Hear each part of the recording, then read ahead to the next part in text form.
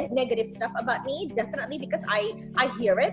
But me as a person, I don't really care, because this is my life. I feel like this is my life. And if you're strong-minded and you know that you're not doing anything wrong, then it can be an issue.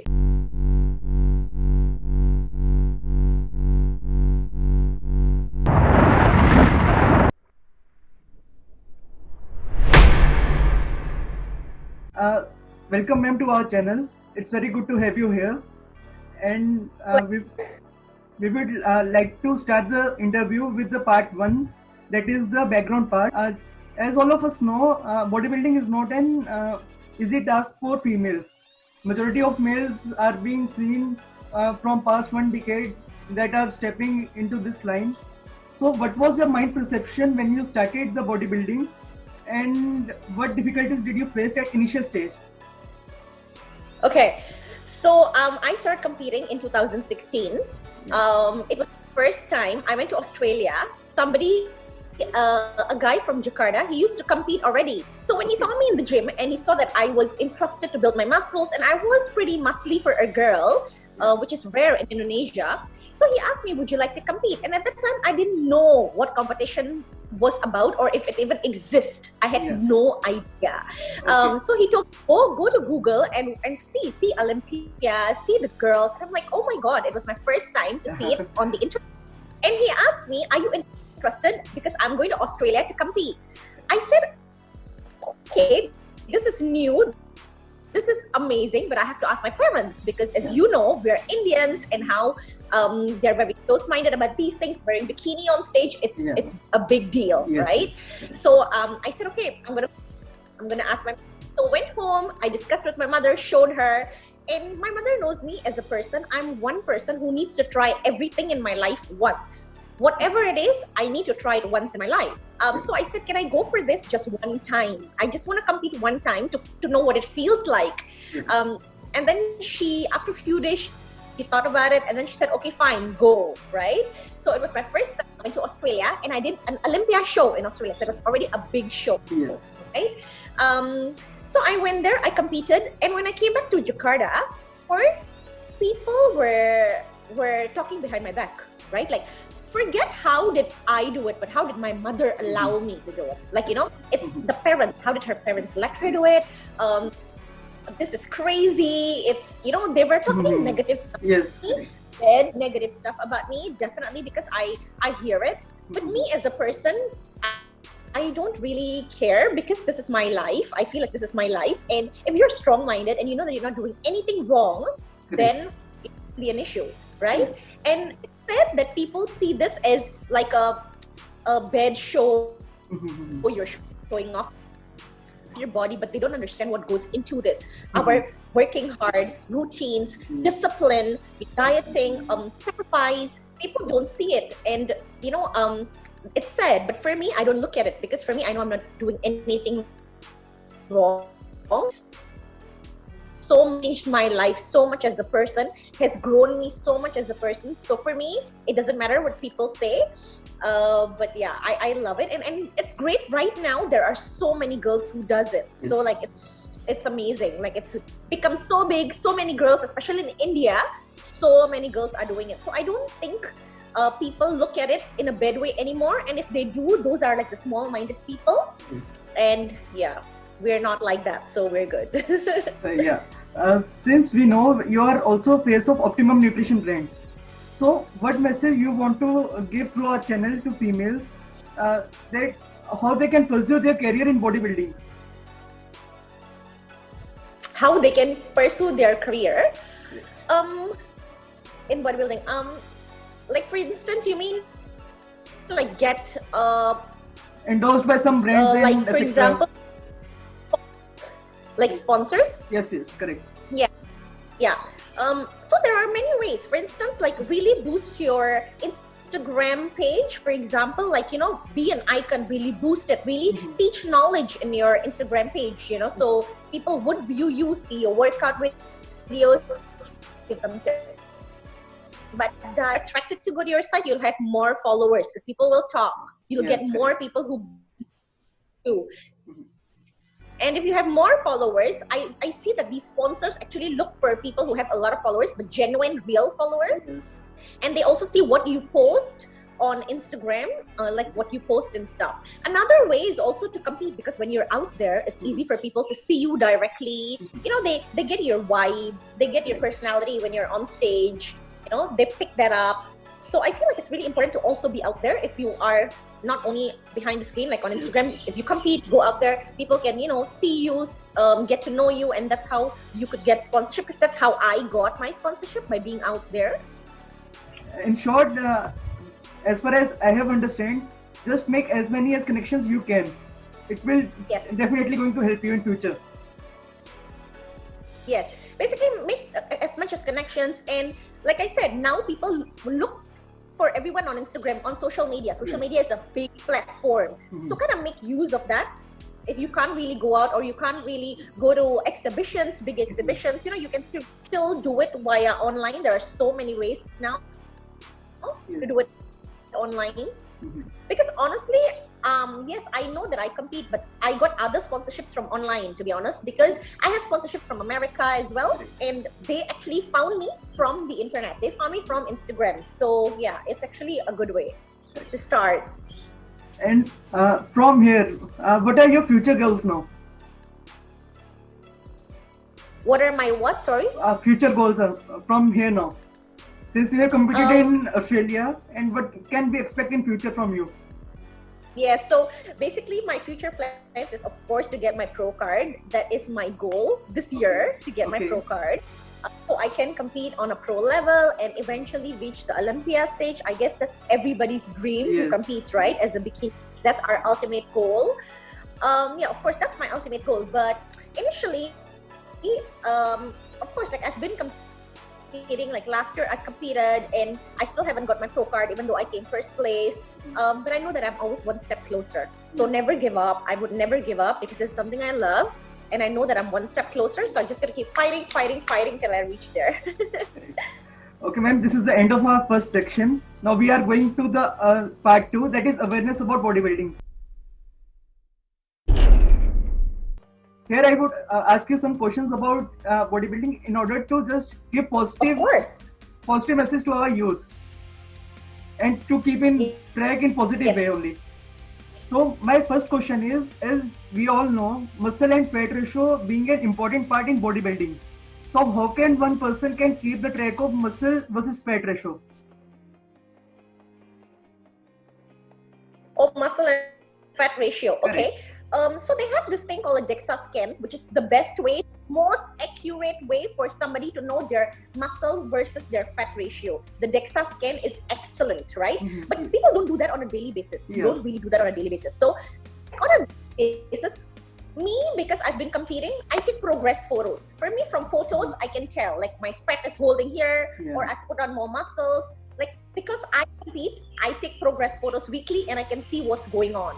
Another way for girls, at least, they can take measuring tape and measure, because sometimes when your fat has gone down and even your scale is not moving, your weighing scale is not moving, but when your waist is smaller, you know that your fat is going down. So there are so many ways to measure daily, but the best way is a DEXA scan, because that is the most accurate way to know your muscle versus fat ratio. So moving forward, as all of us know, from past 1 decade, bodybuilding has changed drastically. So as we are aware, abs are getting into the fashion. So what do you recommend? What type of diet one should follow for the abs, and what would be the workout plan for that?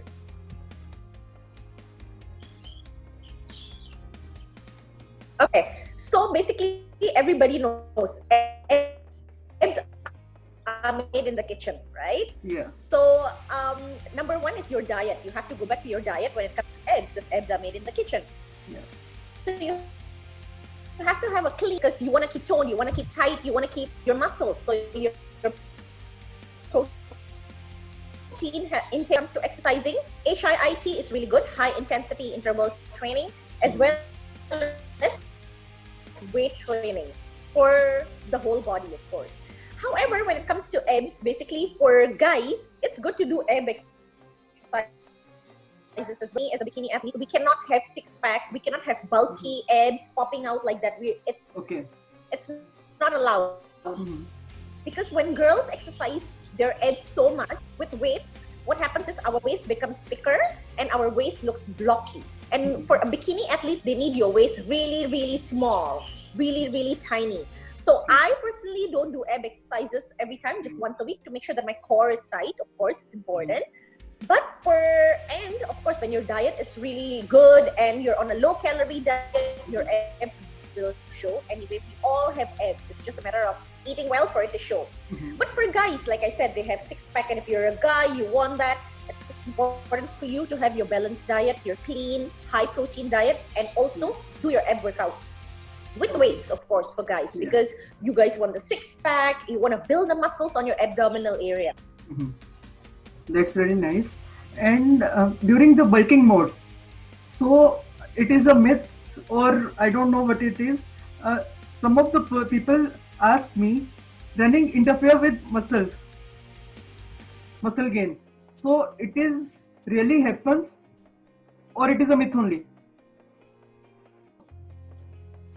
Okay, so well, there is a yes and there's a no to this question. See, if you are on a bulking phase, you want to gain as much muscle as possible.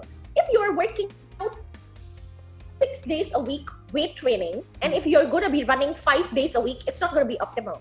Because what's going to happen is your body is going to not recover properly. And if you don't recover, you cannot gain your muscles properly. Number one. Number two, your body will be fatigued. You're overdoing it. You're working out 6 days a week. You're running 5 days a week. It's just too much for your body for recovery and making it fatigued. So if somebody loves to run, like my clients, there are my clients who love to run and they love to weight train. So if you're going to run 2 times a week, that's still okay. It's not going to hinder any progress for your weight training. It doesn't matter if it's just 2 times a week. But if you're going to run every day, it's going to affect your weight training. It's going to affect your muscle mass. You're not going to grow that much muscle because your body is not even recovering for it to grow. Yeah. So like I have people who love to run and I can't stop them from running also, for my clients at least. So I limit them. I say 2 times a week you can run, but if you want to grow muscles, it's 2 times a week. If you just want to remain skinny, you're going to lose weight, obviously, right? But when you're bulking, you don't want to lose weight, which is some of it could be your muscles too. In India, I have seen many people doing just running with before the workout section. So they should just change their routine from running to some other workout area. Well, of course, you know what? You should have a balance, right? Because if you're going to keep running only and you don't have muscles, you're going to be so skinny. You're going to be very skinny. You're going to lose. Everyone has muscles in their body, but it's just going to get so little. They're going to look so skinny. It's obviously good to balance it out. Do weight training and also to run. You can still do it. But me, when at all, because especially I'm a girl, it's harder for me to gain muscles rather than a guy, right? Because of our hormones are different. So for me personally, I don't run when I'm on bulking. I normally do slow intensity cardio. Like I'll walk incline because I want to maximize my muscle gain. I don't want to be sore the next day and I cannot do leg exercises after running. I cannot maximize my booty gains. I can't maximize my hamstring gains. You know what I'm saying? So, yes. I don't normally run when I'm... So you have also seen most of the people take some time to settle down in their life. Most of the people around 40 age get settled in 40 and 40 plus. So it is possible for them to do bodybuilding or to gain some muscles after the age of 40? Of course. I have a client, this clients, right? She's my strongest client. Like I have clients who are 20 till 50, and this lady, she is my strongest client, to be honest, and she is still building her muscles till now. So what I do with her is I don't give her very heavy weights because when you're older, your joints are not as strong. You know, it's very risky, right? So what I do with her is I do high repetitions, but lower weights, high repetitions. As long as you are as long as you are stimulating your muscles and you are hitting your muscle fiber, it should still grow. Your muscles will still grow as long as you are putting enough stress on your muscle fiber. So whether it's heavyweight or it's lightweight but high repetitions, as long as you're putting stress to your muscle fiber, it will still grow. Yeah. Really So it doesn't necessarily have to be heavyweights. You can still gain muscle even doing lightweights but high repetition, or then supersetting it or giant setting it, just making sure that your muscle fiber is stress. During shredding mode, most of the people used to be in calorie deficit diet. So when they are lifting weights, what could be the impacts of lifting heavier weights at that time?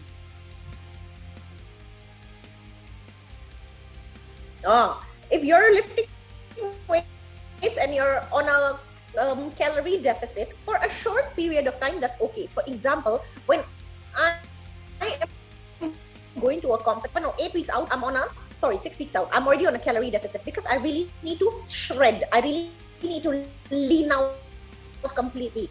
But see, it's only a matter of 6 weeks. It's not forever. And I've already built enough muscle. So that's a different case for us who competes. However, for natural, normal people who are not competing, but they want to build muscles, but they're not eating properly, basically, it's not beneficial because they're going to lose weight, but they're also going to lose muscle mass because they're not eating enough. They're going to lose stamina, building muscles, or you are doing strength training, but you're not eating enough, you're on a calorie deficit. It's not going to be beneficial because you're not fueling your body properly. You're not feeding it proper food. So what's going to happen is you're going to lose weight, but you're also going to lose your muscle mass. You're going to lose stamina, you're going to lose your strength, your endurance, because you're not eating properly, not fueling your body properly. So it's not going to work in its maximal. But going on a calorie deficit for a certain period of time, a short period of time, is fine. If you want to shred down, you want to lean out, it's okay. But if your goal is to build muscles, you need to eat. You need to eat, you need to fuel it for you to grow, right? And moving to our next question, what is the science behind lifting heavy weights versus the lower weights, lighter weights? Okay, so like I said before, as long both are good. As long as you're putting enough stress on your muscles, it will still stimulate growth. Right? So if you're going to do heavy weights, it's great. If you're going to do lighter weights for older people, for instance, they can still have muscles. They can still grow. But as long as you are putting stress into the muscle fiber. You say if you lift heavy weights, you're going to gain muscle mass. But if you do higher reps and lower weights, you're going to gain more endurance level. That's what some people say. But to be honest, for me personally, like I said, I have lots of clients, I've seen so many girls, and for me, even if they're 50, they still have an amazing amount of muscle, because what I do is low reps, but I do like 20, 25, and then I finish one exercise, I go to the next one, so I do like a super set, I do like a giant set. As long as you keep stressing, the muscle should grow. Okay, so many of the people are asking me, as COVID-19 thing is going on, is it safe to purchase the supplement from outside the stores and consume them? Yes, of course. Like as long as the packaging is clean, because in Jakarta they do the same thing, but they package 2 times, plastic. So when you receive the plastic, make sure you spray with disinfectant spray. That's the first thing you want to do. Spray the whole thing with disinfectant, and then throw the plastic away, and then say it's a protein shake. Again, protein powder. Spray the whole thing again around it before you open it, and then let it dry, and then open it, because you don't want to have any direct contact with somebody who has just touched it, right? So you want to make sure that you spray with disinfectant, and that's not usually fine. Because also protein shakes, protein powders, or BCAAs and everything, they're sealed on the inside, so nobody's going to touch it. Inside, when you're breaking it. But the outside, as long as you spray with disinfectant, you should be fine. And wash your hands directly. That's really nice. And coming to the last question of this section, top 5 supplements that you suggest to women in order to stay fit. Okay, the first one is of course the multivitamin. It's very, very important to have multivitamin day daily. Number two is fish oil. It's really important. These two are like a must-have, okay, for women.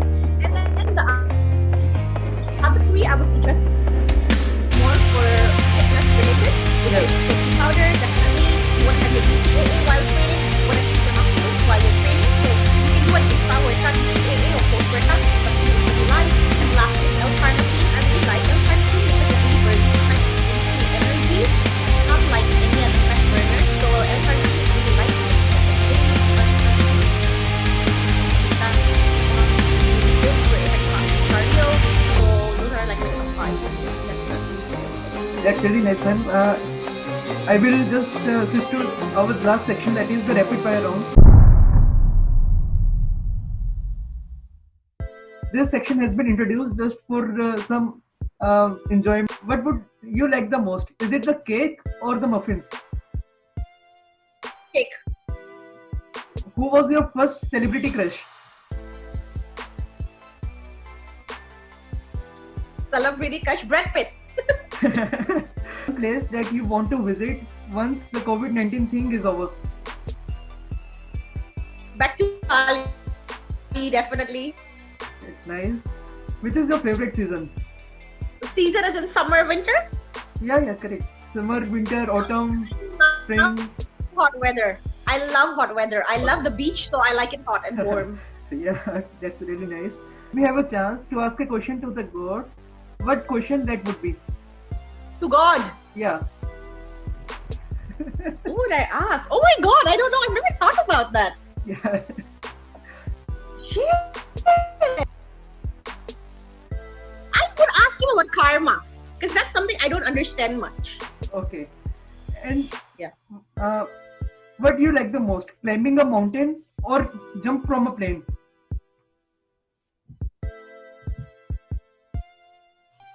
Climbing a mountain. But you You know why? Because I'm a scary cat. I won't jump from a plane. Okay. Out of these two, which would you choose? Giving presents or getting presents? Giving presents. Okay, I will definitely going to ask about one present now. Once the interview is over. For sure. Correct. Have you ever slapped someone? No, never. That means you're a really cool person. No, I've never slapped anybody. Never. What is your favorite carb diet? Bread, pasta, rice or potatoes? Bread, pasta, rice or potatoes? Pasta. Yeah. Is it red or white? Red. Yeah. When we will meet, I will definitely going to taste from you now. It was the end of our interview session. Cool. It was really nice to have that session with you. I really enjoyed that. Thank you. I enjoyed as well. Okay, ma'am. Then I will switch off now. All right. Thank you so much for giving Thank your valuable time. I hope most of the people are going to just get some knowledge from this session and get into the right direction of their life. Yes. Correct. Thank you, ma'am. Yes. I hope so too. Yeah. Okay, thank you. Switching off now.